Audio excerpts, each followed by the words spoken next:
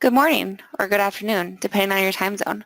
Welcome, and thanks for joining us for today's HIS Talk webinar, 3 Secrets to Leadership Success for Women in Healthcare IT. I'm Brianne from HIS Talk, and I'll be moderating. We have 2 speakers today. First up will be Nancy Ham, the CEO of WebPT. Joining Nancy will be Liz Johnson.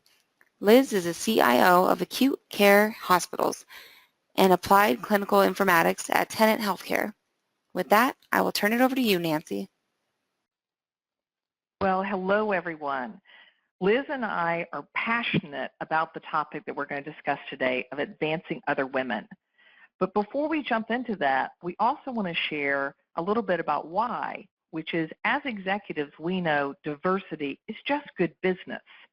And therefore, it's an issue that applies to everybody, men and women, leaders at all levels, companies and boards.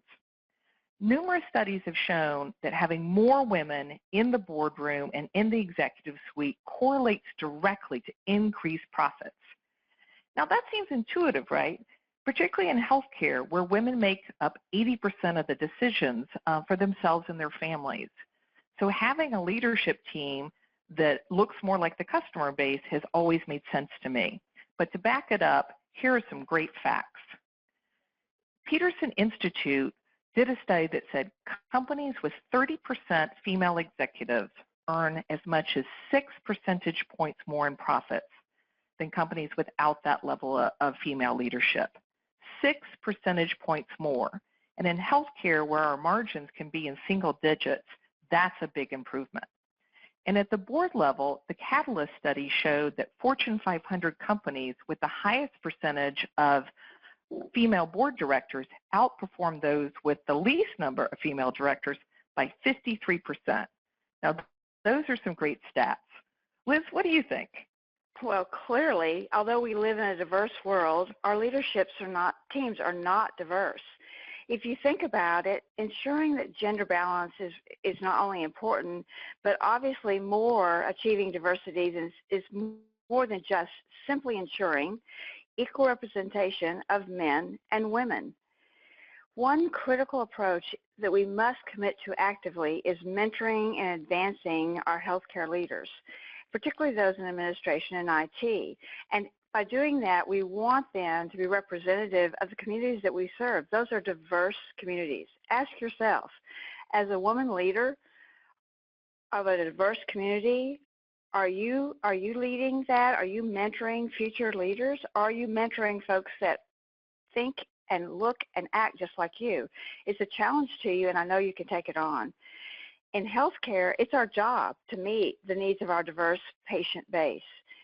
We have to advocate for diverse leadership. Why? Because if you think about it, leadership should mirror our customers. Without question, we can better address their needs, we can better understand their needs if we represent them. As healthcare leaders, we care and support the patients, but first we start with the care providers, and then the patient becomes our customer via the care providers that we support. Recognize those customers do come from this same diverse population that we're talking about. So as we create successful IT strategies and decision-making processes, we have to understand that patient population, that caregiver population, and its diversity. If we use that knowledge, it will become crucial to ensure that our executive leaders actually reflect the patients and the caregivers in our healthcare organizations and our own staffs that we serve as our leaders. Think about it. This is an environment that promotes unique perspectives and creative approaches and better solutions. To me, when I think about this, Nancy, and I get really excited about it because I think it's such a great opportunity for us, I think if we can create management teams that match our customers, we're going to be ultimately incredibly successful. I know you have more thoughts on the subject. Liz, I couldn't agree more. And here's the dilemma. I actually think a lot of people agree with everything you just said, and they understand that having more women and more diversity in leadership positions, ensuring that their executive team is diverse across a lot of dimensions, is beneficial. But I think the challenge is they're just a little stymied about, well, what to do about it. They support equality philosophically, but they don't know how to take that and translate it into action. And that's what we need, is action. Decades of social science have taught us that biases, especially unconscious biases, will be perpetuated unless they're intentionally interrupted. And so that's the goal of our webinar today, to present practical, tactical solutions to create that interruption to unconscious gender bias. And so for gender and diversity equality to be achieved, women and men at all levels need to be active participations in this interrupt movement. So today we're going to talk about what can you do to help yourself as an individual, what can you do to help others by interrupting the bias hurdles, what can you do as a manager, and what can you do if you're an executive leader. So we're going to share 3 specific actionable techniques that you can use to make your organization more diverse and, as we said, more profitable and successful businesses. For each one of those techniques, we'll share first what do the facts say, and then Liz and I will share what we've seen in our decades of leading healthcare IT organizations. And then most importantly, we're going to give you action items, things you can start doing immediately to affect change for yourself and for others and for your organization. So, number 1, master negotiation. We know the sad state of affairs that on average, women earn less than men. And in fact, it's even worse in healthcare. For healthcare practitioners in technical positions, women earn 78% of their male counterparts. And what's really a little discouraging is that gap's been getting worse over time. It's gotten worse by 3 percentage points over the past decade, according to HIMSS. And to pile on, this wage gap exists at all levels in the organization, and it exists no matter how long you've been in the workforce and in HIT. So we know the gap increases over time, but it starts at the beginning, at the very first job, because from the first job, women aren't negotiating as effectively as men do. And so this is true, by the way, even for Ivy Leaguers. So a Bloomberg report found that across all the Ivy League MBA programs, so these are financially trained individuals, highly and equally credentialed, found for Ivy League MBAers, women coming out and getting their first job earned $98,000 to their classmates' $105,000. And 6 to 8 years later, it's worse. The gap has widened to $35,000. So pretty tough when even financially astute Ivy Leaguers are experiencing this issue. And we just see it even worse in healthcare. According to the HIMSS Gender Compensation Study, women with less than 1 year work experience make only 72% of their male counterparts, and that is down from 83% a decade ago. Women with 1 to 4 years experience are doing a little better. They're making almost 76% of their male counterparts. Wow. Wow. Liz, I know Go ahead, sorry.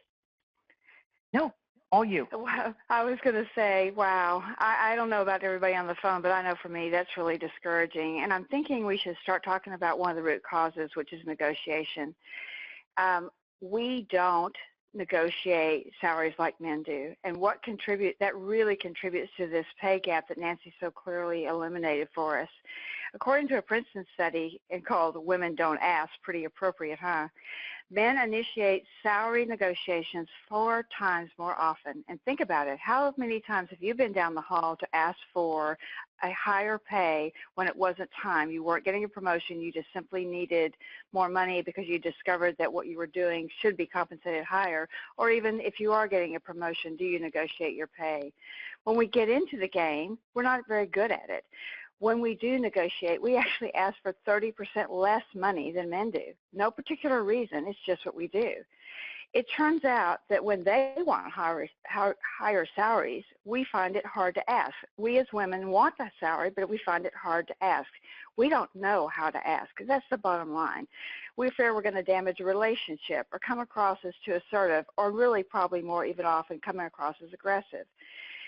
Frankly, we've learned from experience. If you think about it, you've dealt with a man and a woman, and both of them react badly when they see a woman asserting needs and desires. So we don't even react well to our own gender, and men don't react well to it as well.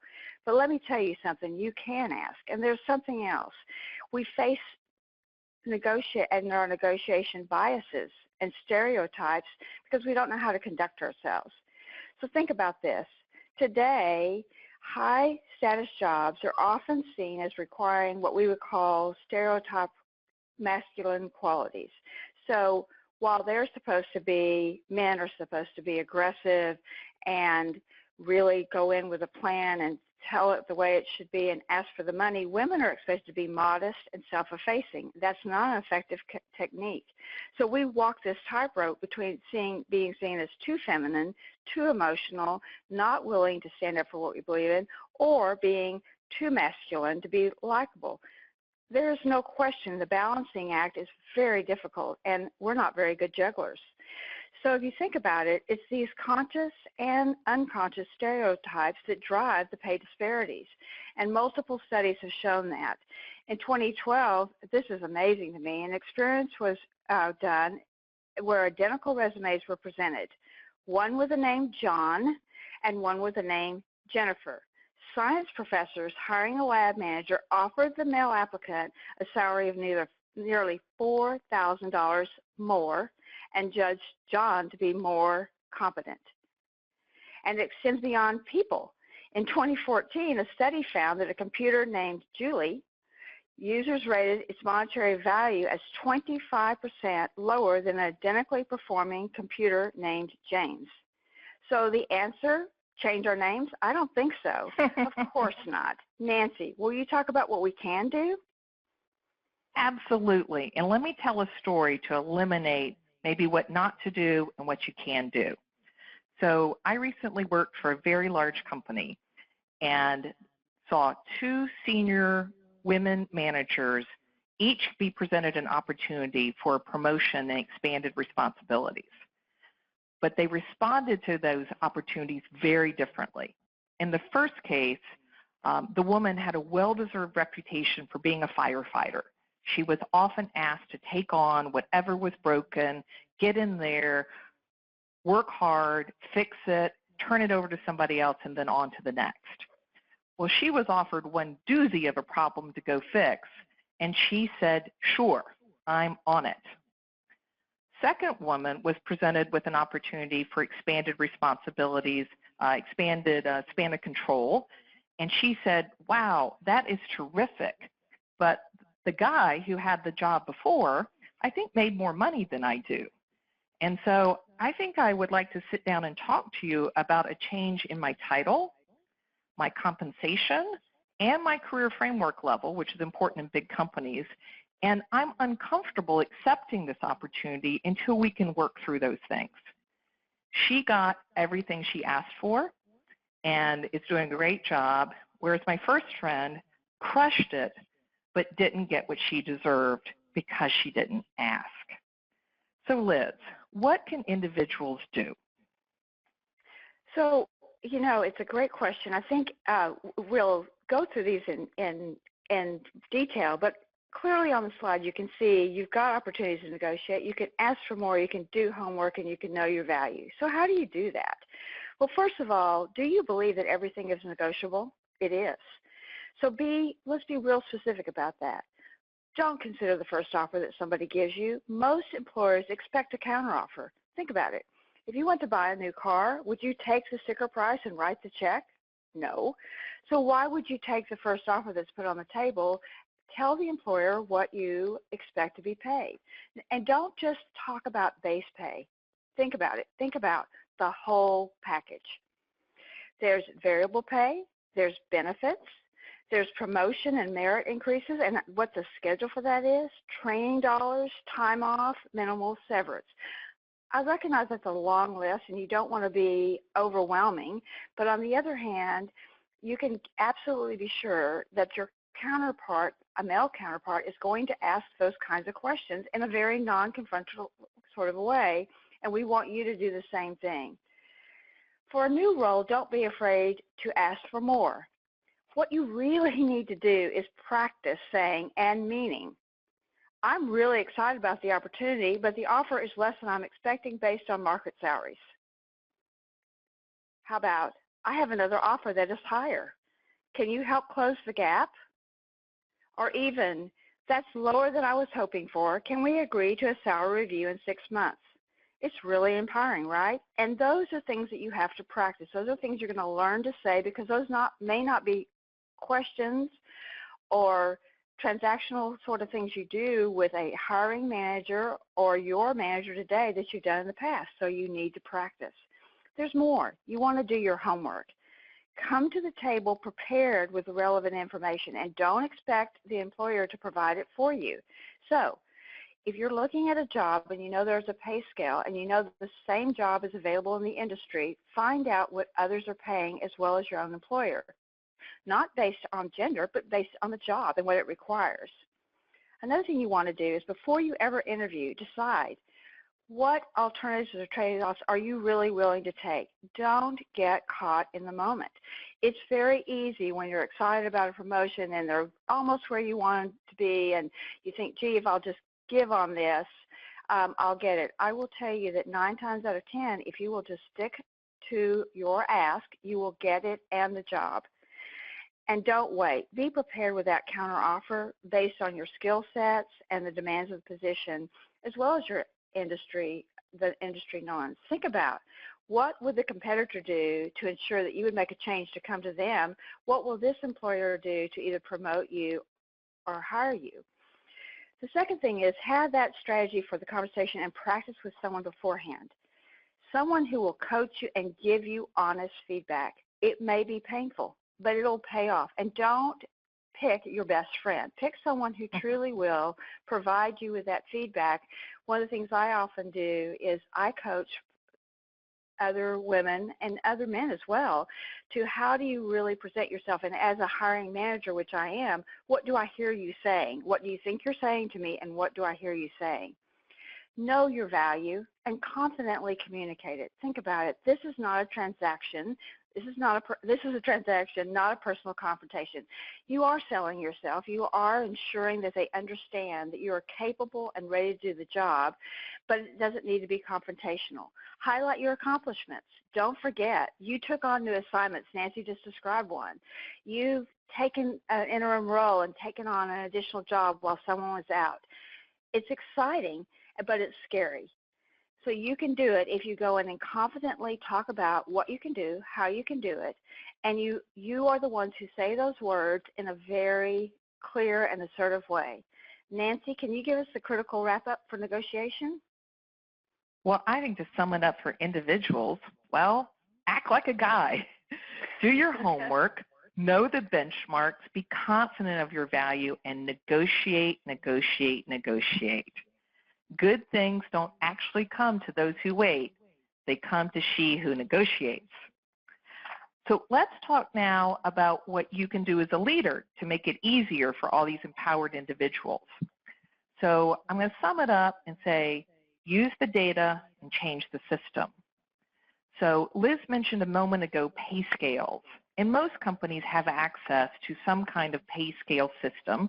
And in fact, pay scale is a free service that you can use as an individual. So understand the range for your positions, and HR professionals often recommend targeting the 50th percentile or the P50. In conjunction with that, change the system by overhauling your compensation and performance management systems to be more data-driven. So let's dive down into a little detail about that. So as a manager or leader, you can do a lot. And because you're changing the system, you're permanently interrupting these hurdles and bias interrupters. So use the data to understand where your team is. Sort on different metrics, including gender, and see if you have disparities across your team, which I guarantee you do, and then make a plan to close the gap. So use the insight on those discrepancies to make, sometimes it has to be a 2 or 3 year plan within your budget to bring people to parity in pay. To prevent this problem in the first place, when you're hiring people, change your approach. a lot of people see an applicant, and if that applicant comes in less than the budget, you think, well, hey, that's great. But the problem is if you hire in someone at a lower percentile, say the P25 or the 25th percentile, and your organization has an annual budget for raises of 3%, you're never going to have the money to close that gap, and it's going to perpetuate forever. And since often the applicant who's going to come in at the low end is a woman, you are participating in the cycle and not in a good way. So for new hires, you could follow the lead of the state of Massachusetts and the city of New York, who both passed laws in the past year that actually bans employers from asking applicants what they make. They know there's a pay gap. They know women aren't as good as negotiating, so they're trying to level the playing field by saying, decide what the job is worth and offer that. You can also implement a compensation system that's based on more objective metrics. So how are you going to measure the performance of the value of individuals? And by using metrics, you're taking out subjective factors and you're being more objective and you're being clearer about what do people need to do to be successful. So that's what you as a leader can do, but you can also take it up a notch and say, well, what can you help your company do? So a blind resume policy. Liz mentioned a minute ago that lab hiring manager, when he had two identical resumes, one named John, one named Jennifer, would have offered John $4,000 more. So blind the resumes, take names off, take gender off. Sometimes people take age and a few other factors off. And so that's important because now you're creating an equal opportunity for people to get in the game. And then press your recruiters to be sure that they are bringing a diverse pool of applicants into the process.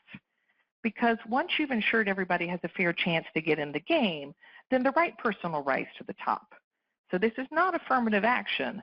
I'll call it an affirmative invitation. Just make sure everyone's invited to the party. So big companies are doing this, big companies like Deloitte. And what they have found is by implementing blind recruitment that a couple of years later, they've really seen a change in the diversity of their workforce. Some software companies like Gap Jumpers, help to do the blinding for you. And in looking at tech companies like Dolby and Mozilla, here's what they found. The applicant pool for those companies was 54% female. When they went to blinding, 58% of the applicants selected to interview were female, and 68% of the successful people who were hired were women. So just by ensuring that a fair start of the race, women are being more successful in these technology companies. In addition, you can pay attention to how you word your job descriptions to make expectations clear to everybody. There was a fascinating MIT study that found simply by adding 2 words, salary negotiable, in the job description for tech companies, that alone, 2 words, closed the pay gap between male and female hires by 45%. That's pretty good ROI on 2 words. And then finally, as I said, use the data to understand where you are as a company and do what you can about it. I want to shout out to Salesforce, who did a big internal analysis, saw their own disparity in pay, and spent $3 million to make it right by adjusting their female employees' salaries. Pretty awesome leadership. Well, let's go on to secret number 2, Liz. Let's do that. So let's talk about hiring and promotion. When you think about it, in our next slide, we talk about where women account for CIOs and where women account for CEOs. So let's talk about where we stand in the ranks and why. According to a report, men still make up the majority of the CEO positions in the digitally healthcare companies. Women CEOs are only 31%. And it's not better in healthcare. As of November 2016, the percentage of women CIOs is 19% across all industries. And depending on the industry, it changes. Now, it's although women make up just 11% of CIOs, and in life sciences, it's 22%. So it's a little better than national, but not anywhere close to being good enough. So think about that. Why is that happening? Women outnumber men 4-1, and they still represent the minority of the C-suite and the board positions. We're going to talk about it because at each transition, the numbers keep dropping off, which means as you move up in the ranks, the percentage of women that are represented in the CIO world gets smaller. So if you think about it, according to the Center for Work-Life Policy, women represent 53% of new hires. It's estimated that the first step, which is your first promotion, that number drops to 37. So now we've moved from 53 to 37. Then only 26% are vice presidents and senior executives are women, and only 14% of the executives on the committee, the top of the organization, are women. This isn't acceptable, and we want to give you some clues onto what you can do to keep this from happening. Nancy, why is this happening? You know, those numbers are just incredible. And I've thought a lot, and a lot of people have done research about what is happening, that drop off from 53% to 37 to 26 to 14. Research points first, frankly, to the confidence gap. Men often have more confidence in their abilities and performance than women, who tend to underestimate both those things. And as a result, many women will wait until they meet all of the job requirements before applying for the job. And when it comes to promotion, they sit back and they wait to be asked. You know, Harvard Business Review did an interesting article with Hewlett-Packard on this very point. So Hewlett was trying to figure out how to get more women into the top management positions. And so they evaluated tens of thousands of personnel records. And they found that women at Hewlett-Packard applied for a promotion only when they believed they met 100% of the qualifications listed for the job, but men were happy to jump in there when they thought they could meet 60%. So at Hewlett, and in study after study, the data confirm what we instinctively know. Men don't think twice about leaping in, even when they don't have all the qualifications and they're not fully prepared. Women who may be overqualified and overly prepared hold themselves back. They're only confident when they're perfect. So that's a little self-defeating, but I think part of the problem is that women have a different understanding of the whole game here, of the hiring process, and what that long list of job requirements actually means. So first of all, it's called a process for a reason. Job descriptions are a wish list. Some of you on the call have written them, and you write the first couple of things, and then you start adding on and adding on and adding on, and before you know it, you're looking for that, purple unicorn candidate. You know no one's going to meet that list. So why do applicants, female applicants, think they're supposed to meet the list? So their wish list, and it's a process because if it were just a question of ticking off all those requirements, well, we could just automate the whole thing and use some corporate version of Match.com. But we know that won't work. We need to talk to people because we're looking for a lot of other things. We're looking for cultural fit. We're looking for soft skills. We're looking for interesting stories. We're looking for out-of-the-box experience. We're looking for people who ask great questions. We're looking for people who've done their research and are targeting us for a specific reason. It's just a big conversation, and women are great at conversation. So women just need to understand job descriptions are wish list. Nobody meets all of them. Men jump in at the 50% level. Why don't we? And approach it as a conversation in which advocacy, relationships, or a creative approach to framing your expertise can make all the difference in getting that awesome job. Right, Liz? Absolutely. As we talked about, Nancy and I prepared to talk to you about this, we really felt like you needed the facts because I think that as intelligent women and leaders, if we understand what we're up against, we're much better equipped to deal with it. So it still is a little discouraging, but we want you to have some more facts. And that fact, one of those is that we face mindsets that limit our opportunities. Companies have worked really hard, I think, to eliminate discrimination, and yet we still see both male and female leaders, managers, taking females out of the running. Why does that happen? So one of the things that McKinsey did was, of course, looked at that and said, here are the kinds of statements that still exist out there in the workplace that are very real. For example, everybody knows you can't put a woman in that particular slot. Nobody knows why they can't, but they just know it. Or here's another one that plays havoc with us. That job can't possibly be done part-time, but nobody's asked us what that might mean or how we might do it. And so we don't wait to be asked. We reach out and assert, how can it be done? Why are we the right person for the job? Another thing that goes on is that we are evaluated basically on performance, but men are evaluated and promoted based on potential. I don't want to be evaluated and promoted only on what I've done. I want people to see me for what I can do, and the only one who can tell them what I can do is me and my network. So we don't give other women constructive feedback on how they can do that. So as women leaders, we need to do that for each other so that we can get better at it.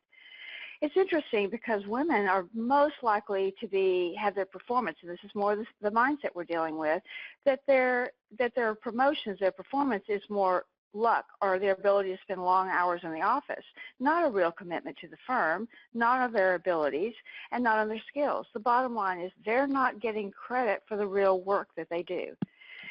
So McKinsey and Lean In did a study, and it said, and this was, you know, as you get ready to do these kinds of things, you think, good golly, why are we still here?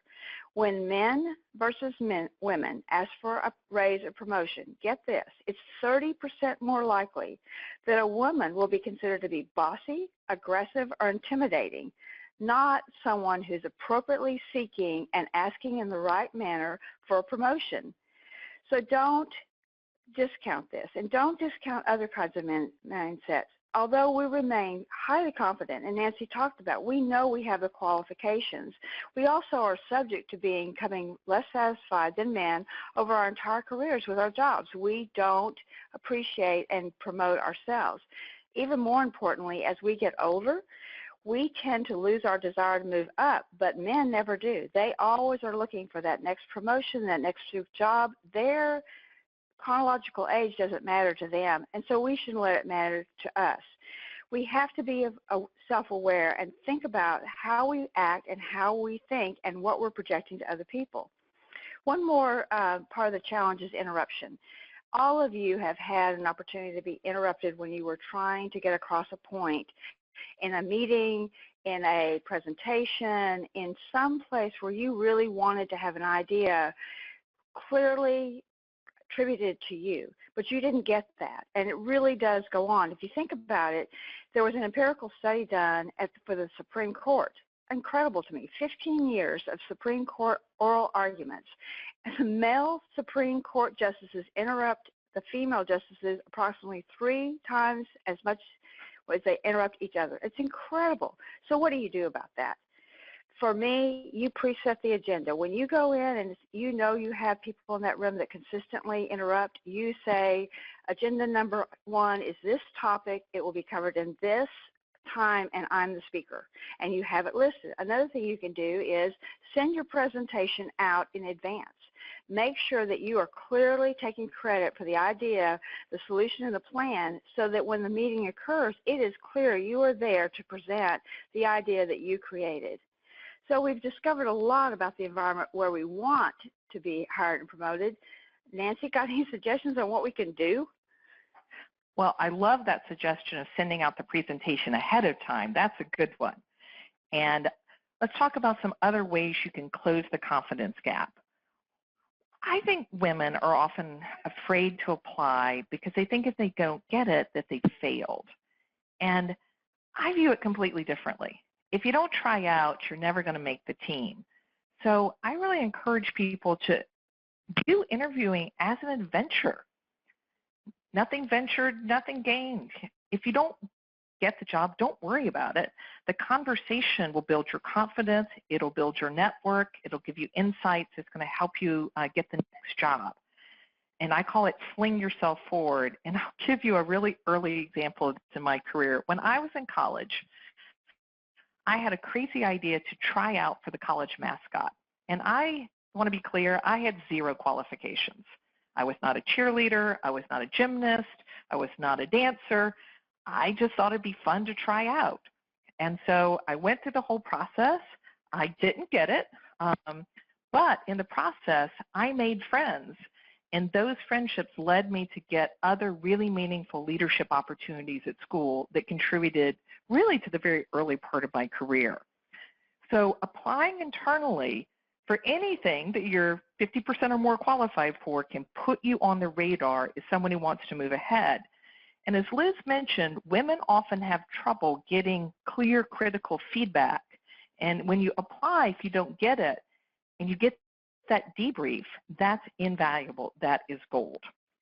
The other thing I want to encourage people on the boldness front is sometimes you have to take a risk to get ahead.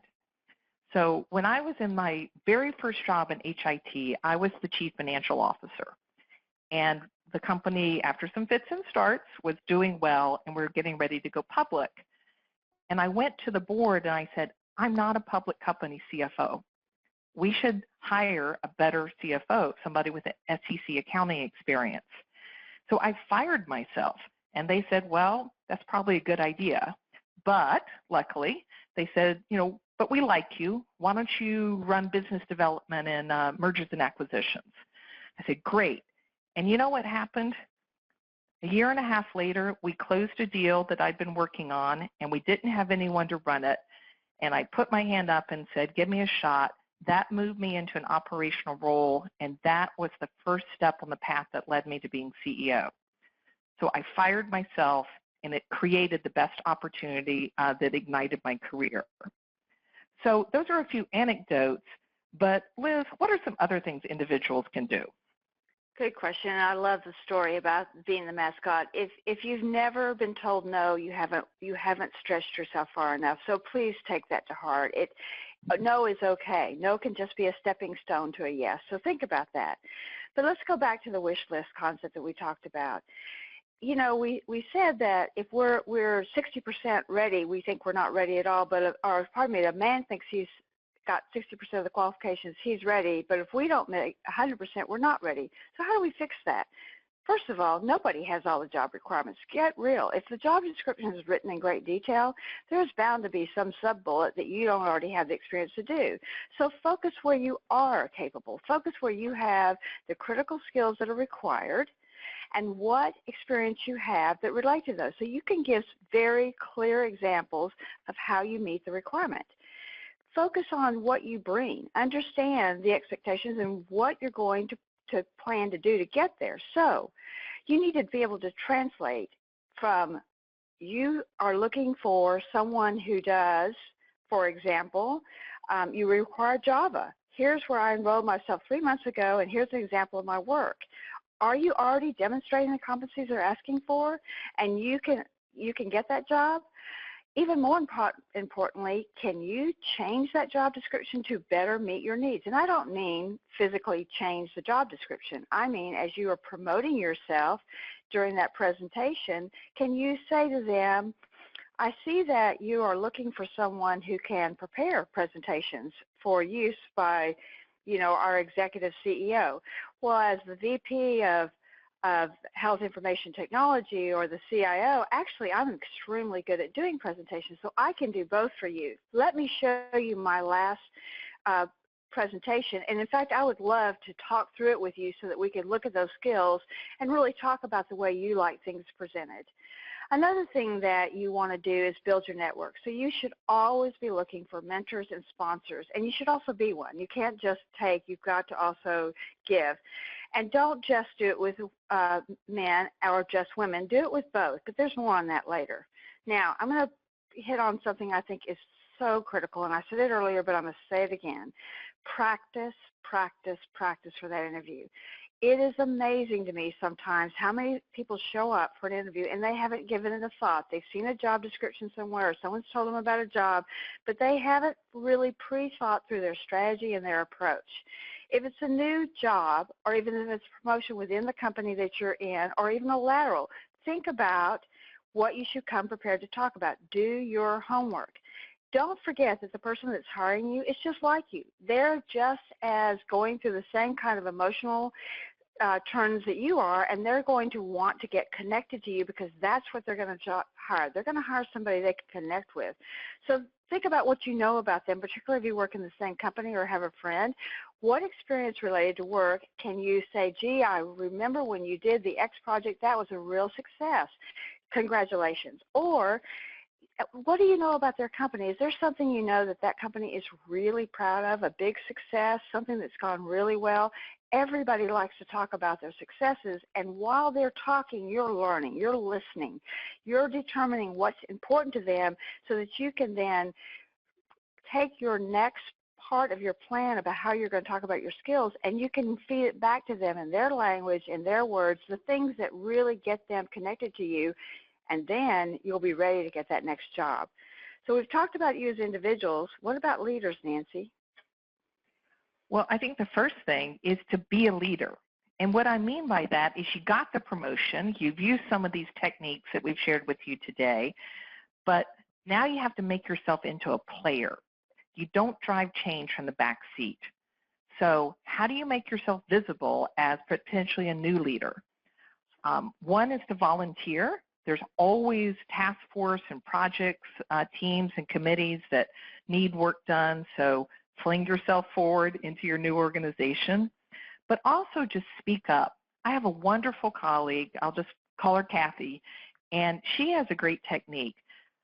Almost every business of any size has town hall meetings of some kind, and she made it a point to always go early, sit front and center, and she was always the first person to ask a question.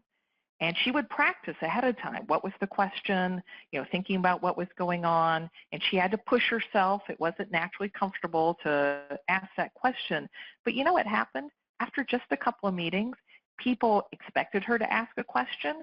They were waiting for her. She asked great questions, and she became a visible, impactful leader just by making herself walk out onto that stage.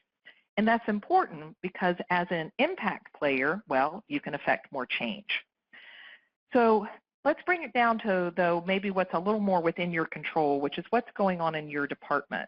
Your job as a leader and as a manager is to unlock the full potential of everyone on your team and help them all get in the game. So I'm sure if you think about your team, there's someone who comes to the meetings who sits in the back.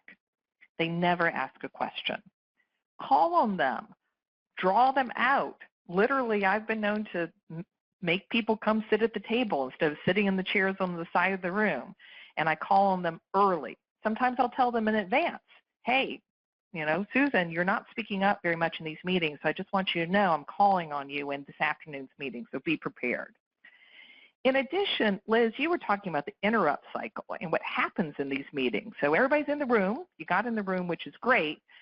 You took a seat at the table like we told you to, which is great. You speak up and you get interrupted.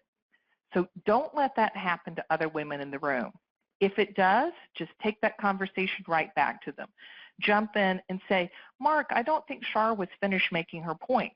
Or the conversation goes for a couple of minutes and say, Brad, that's a really good point. And Margaret was speaking just a few minutes ago about that, and bring them back into the conversation and reconnect back to if it was their idea. So run your meetings like a moderator. Be actively aware and participating. Be thoughtful about everyone on your team when it comes time to think about performance reviews. One of my pet peeves is people view this as a annoying administrative task. I'm going to get together with you and say, yep, check, you're doing fine, here's your 3%, goodbye. That's the opportunity to have a thoughtful conversation about where they are, give them honest, unflinching feedback, which is a gift, and develop a training and career plan for them. Maybe you can give them an experience. Maybe you can pay for them to go to a conference. And finally, because you're now an empowered leader, you're in the room when the conversation happens around, we have an opening for a director, champion and sponsor other women. Stick your neck out for them. It's your obligation, and it should be your joy. So now, how can you expand that across the company? Well, one, talk about it. Use the data research that we've been sharing with you to make sure everyone understands the factual basis for the issues we've been talking about. Use those facts to create a shared ownership of the problem, because if you don't have that buy-in that there is a problem, and if we don't have buy-in that diversity is just good business, it's good for the bottom line, then it's going to be seen as a woman's issue. You're just being a feminist. And that's not what it's about. It's about being a good business person. So get other leaders to embrace change, make these structural changes we talked around revamping your compensation and your performance appraisal system, and then use the data, create data of your organization to benchmark where you are and hold your organization accountable for making change. But let's speed ahead to the third challenge, which is around networking. The network effect is the hidden hand behind many opportunities. And the gotcha here is that men tend to have predominantly male networks, women have more female networks, and you need more men in your network. Like Liz, I mentor a lot of people, and I'm always surprised when they say things like, I'm uncomfortable networking. How do you do it? How do you call up and ask to meet with somebody? What do you talk about? Isn't that really kind of transactional? I want to meet somebody because they could help me or be more important than me. Guys, networking is just part of your job. So don't tell me that you're too busy because you're busy at work and you're busy at home and you view this as the third job. It is part of your job every day for everyone inside your company and outside, because networks build alliances, and alliances help you get things done. So for me, networking is probably the most important thing that we're talking about today. So Liz, I know you have a lot of passion. You have an amazing network. So what's your take? So I think Nancy is so right. It is really that you are known and who you know. It's both. And as you think about who you know and who keeps getting promoted, there's a commonality. When I started this, I started at the same place that everybody starts, which was, in my particular situation, a staff nurse. But very quickly I made sure that I started to get to know the people that had the power, that could influence where I went next and next and next. And I never kept myself just to the next level. I looked around. So reality is, if you're not in the room, if you're not on the list, if you're not someone that people know and trust, you're not going to get that job or the next board position, because therefore you're not going to be able to influence those key decisions that you're so capable of. You have unique ideas that can be brought to the forefront. I get choked on it because it's so important to me. The passion about what we have to give and the fact that we're not up there giving it is not okay with me, and it's not okay with you, because that's why you're here today. So think about it. The majority of the leadership across industries is still men. It doesn't have to be. We can change that. So as Nancy talks about networks that are men and women, it is critical, because you've got to know people that can help you get to your next step of both genders. When it comes time to fill positions, there's a reality. From family-owned businesses to corporate boards, leadership looks to people that they know. That's why you see the same names repeatedly come up, because leadership will say, I know Nancy, I know Liz, I know Mary, I know Joe, I know John. They've done this similar job before. Let's call them and see what they're going to do. If you're not on that list, you don't get that first call, and so you're starting behind the 8 ball. I want you in front of that 8 ball, not behind it. And the other thing about it is that more than often, networks are composed of similar people.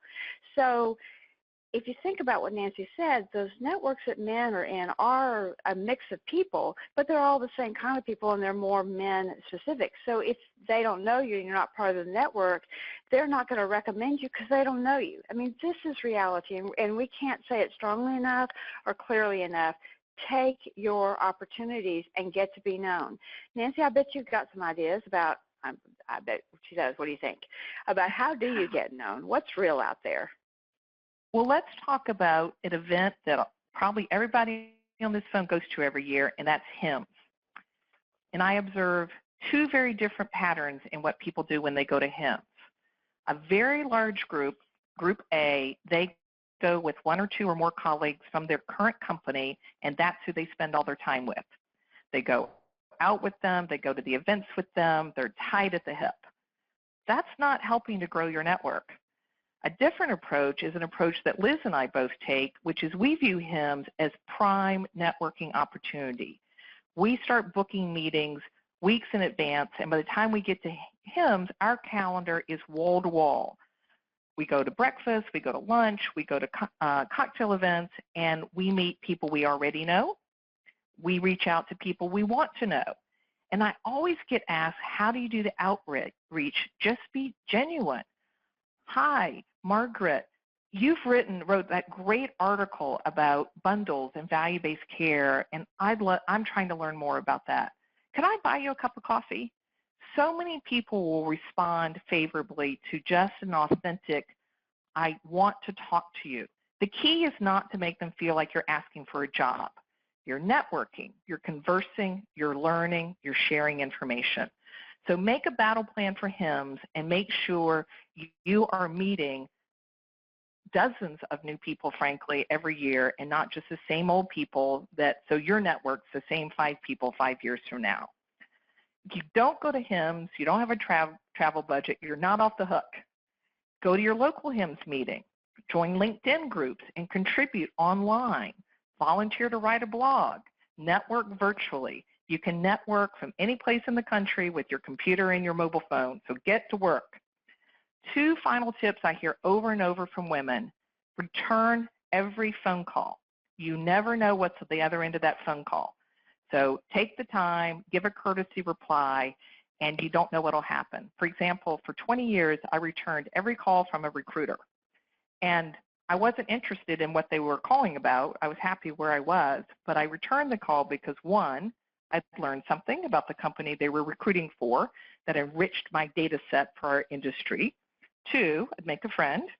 3, I would use it as an opportunity to champion and sponsor someone else that I knew and say, hey, have you talked to Gail about that? Because she'd be pretty terrific. And then always take the meeting. Anybody wants to meet with you, they reach out to you, take the meeting. So Liz, what else can you do as an individual? Well, I think, you have to believe that your career is in your hands. So get networking. Think about it. If you want to get in the room, get in the room. But don't go in the room and sit in the back of the room and sit in a chair and never raise your hand and don't participate. You have to reach out. You have to be known. And as Nancy said, it has to be genuine. You can't, be the glad hander at the meeting and everybody's sort of avoiding you because it's not a comfortable situation from them either. But if you've done your homework, then you'll know what they're looking for. So you get involved. You volunteer for that thing that maybe you don't know enough about yet, but how else can you learn about it? Think about it.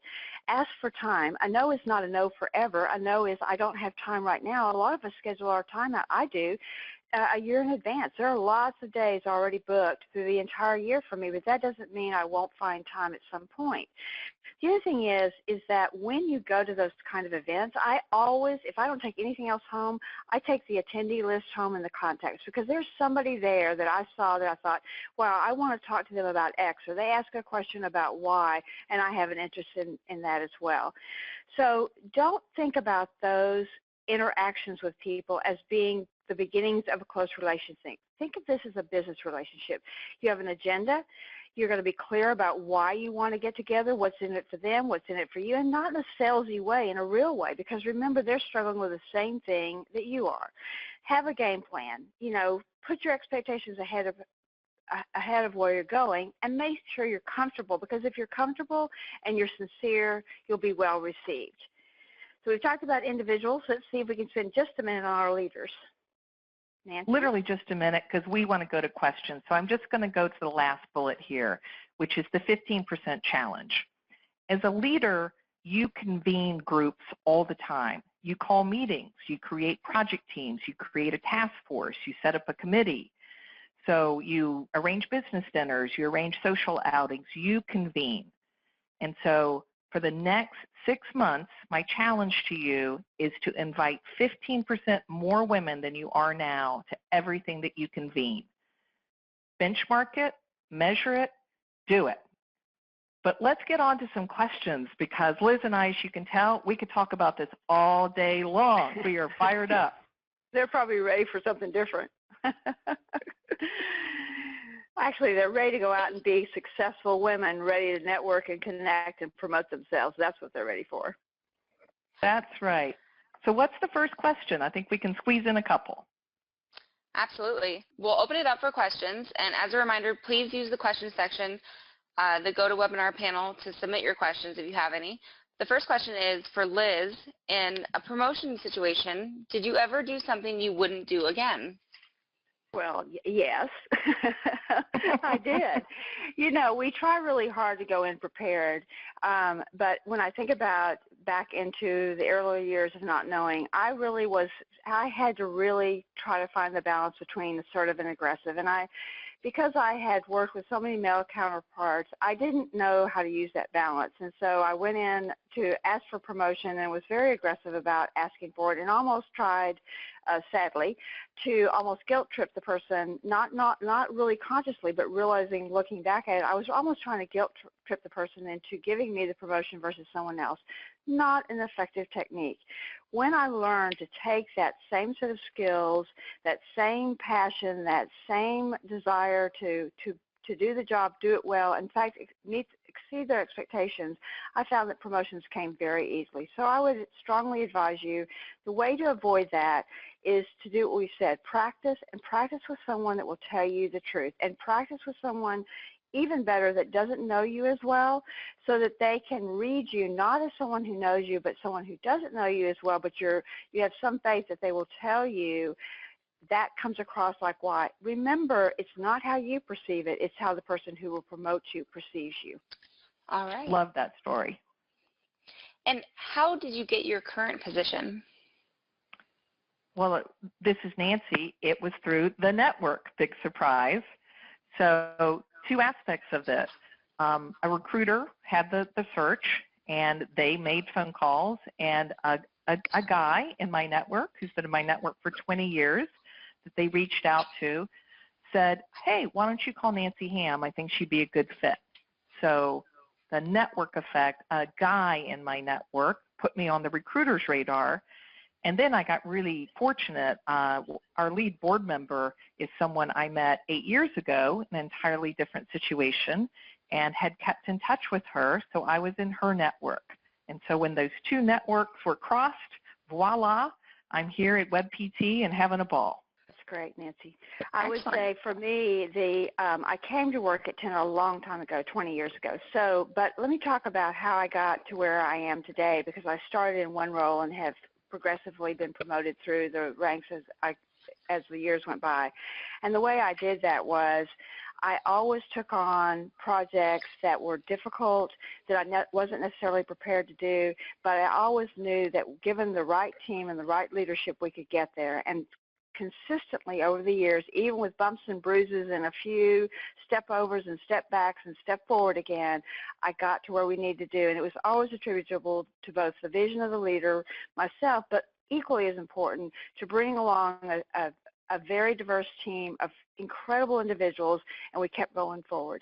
And so I have a track record, and people know that they can call on me and count on me. And so what that's led to, for those that are interested, that's what leads to all kinds of other opportunities in your network to not only be promoted within your job, but to be chairman of boards and to be selected to do presentations and all kinds of things you may be interested in. Have a great track record. Well, maybe we'll just close out on that, because Liz just shared an example of fling yourself forward, take on those hard jobs, don't get discouraged if your career is not a straight vertical line. No one's is. There's bumps and bruises and sideways and half step down to go 2 steps forward. Okay. Negotiate like a pro and build your network. Go for it. We can do it. Thanks so much, everyone. Thank you for joining us today, and thanks to Nancy and Liz for taking the time to put together and deliver such a great webinar. We look forward to seeing you at our next HIS Talk webinar. Enjoy the rest of your day.